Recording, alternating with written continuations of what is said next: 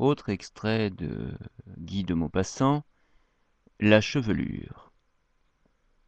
Jusqu'à l'âge de 32 ans, je vécus tranquille, sans amour. La vie m'apparaissait très simple, très bonne et très facile. J'étais riche.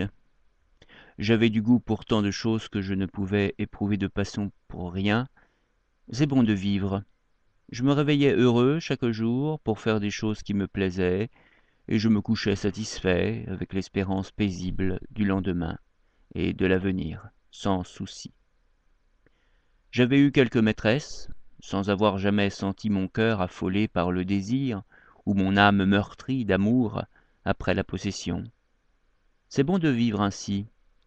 C'est meilleur d'aimer, mais terrible.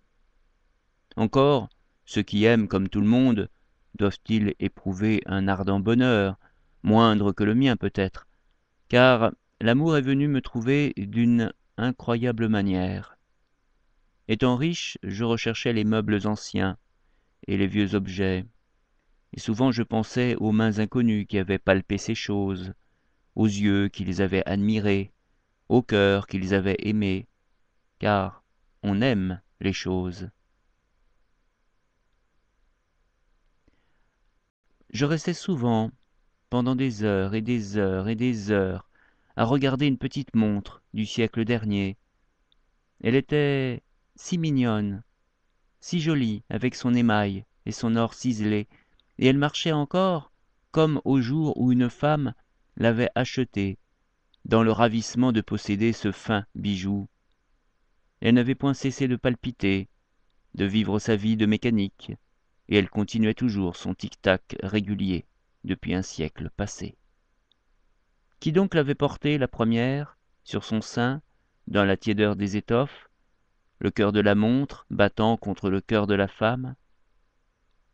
Quelle main l'avait tenue au bout de ses doigts un peu chauds, l'avait tournée, retournée, puis avait essuyé les bergers de porcelaine, ternis une seconde par la moiteur de la peau? Quels yeux avaient épié, sur ce cadran fleuri, l'heure attendue, l'heure chérie, l'heure divine? Comme j'aurais voulu la connaître, la voir, la femme qui avait choisi cet objet exquis et rare. Elle est morte. Je suis possédé par le désir des femmes d'autrefois. J'aime de loin toutes celles qui ont aimé. L'histoire des tendresses passées m'emplit le cœur de regrets. Oh, la beauté, les sourires, les caresses jeunes, les espérances, tout cela ne devrait-il pas être éternel?